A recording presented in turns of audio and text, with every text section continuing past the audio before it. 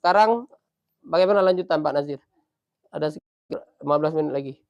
Ya, ini terkait masalah isu yang sedang krusial, Pak. Ya, Ya. terkait masalah gas di Pulau Andaman.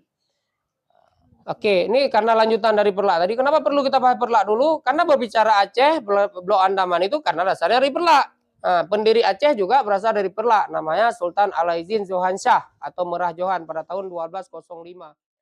Blok Andaman ini harus dikelola sebesar-besarnya oleh pemerintah Aceh untuk kemaslahatan bangsa Aceh dan warga Aceh. Orang luar boleh masuk, mereka menikmati kerja dan mengambil gaji dari kerja. Kita sebenarnya nggak kerja juga nggak apa-apa, cukup dari itu. Baitul Asy aja bisa dibagi 9 jutaan.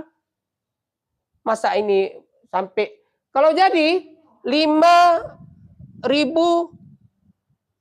triliun kubik. Triliun loh, tangka kiamat habis. Tapi warnanya tetap MBG. Betul ya, sebenarnya bisa kelola betul. Memang benar yang saya bilang nih.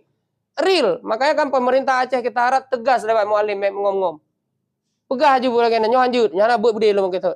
Mia menurut coba pikir-pikir yang logis banyak kalau pakai warna dah pikir betul ya. Desil makin ditingkatkan makin enggak sebenarnya. Dengan ada JKA, maju dah ya, pakai kok jauh rumah sakit. Cuma kami kerja rumah sakit. Kok urusan. Nenek tanya awak jarang sakit. Kenapa? Hana tak pri. Jadi hana tak kerja boleh terus. Nyo kaji pegah berotahan je. Jadi kele kan? Mutu tanya berotah deti 8. Ya kan data cek itu ku bakti dia buat tur be deti 8 debit. Berbangga berarti dalam negara ya kui dia awak kaya kaje. Ya kan? Ada dana jar mau sakit, mesti na demam-demam macam Allah untuk bayi kumai. Jadi aja pulih kedua ngizin Allah ke urawai. Tapi belakangan ini enggak sembuh. Cuma kam sikit. Gejak ublai kayak kiong yo kan? Kayak apa rumah sakit? Tabak free. Kok jaya rumah sakit? Makanya lo kan makin jaya perawat, makin jaya dokter, makin jaya rumah sakit. Makin jaya rumah sakit. Kan deh? Ada dua jenis began gede. Tapi ben begai ke nyam pep go. Cuma renungi sendiri yang saya teliti kayak gitu. Nah, mudah-mudahan ukunya mualim bisa berbuat yang terbaik untuk Aceh.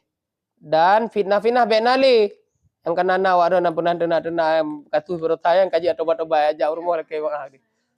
Ana ilah nak bukain no lepak jadi Kalimantan je. Kan? Hah? Kasus apa? Oh, mutuna. Itu kan buka. Ada lagi? Udah jelas tentang Blok Andaman?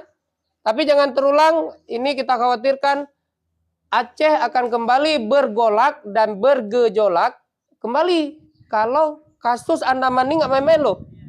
45.000 kubik luasnya. Medco aja kalau icok kakek lah Medco.